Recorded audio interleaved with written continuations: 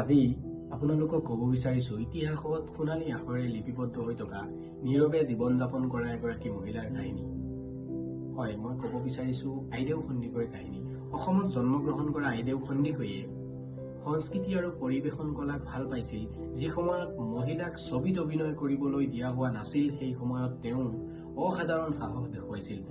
1935 চনত জ্যোতিপ্ৰসাদ আগৰৱালাৰ দ্বাৰা পৰিচালিত জয়মতী ছবিত তেখেতে অভিনয় কৰি অসমীয়া চিনেমাৰ প্ৰথমজন নায়িকা হিচাপে আত্মপ্ৰকাশ কৰিছিল।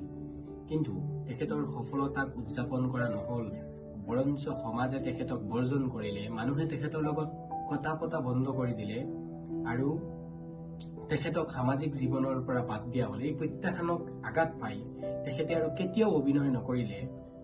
জীৱনৰ বেছিভাগ সময় খ্যাতিৰ পৰা আঁতৰত কটায় যদিও তেখেতৰ একক পদক্ষেপে চিনেমাৰ বহু মহিলাৰ বাবে দুৱাৰ মুকলি কৰি দিলে।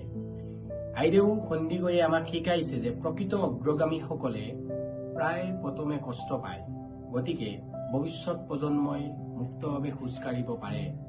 তেখেতৰ সাহস মনত পেলাও আহক, কাৰণ ইতিহাস ৰচনা কৰে সেইসকলে যিসকলে অলপ বেলেগ হবলৈ চেষ্টা কৰে।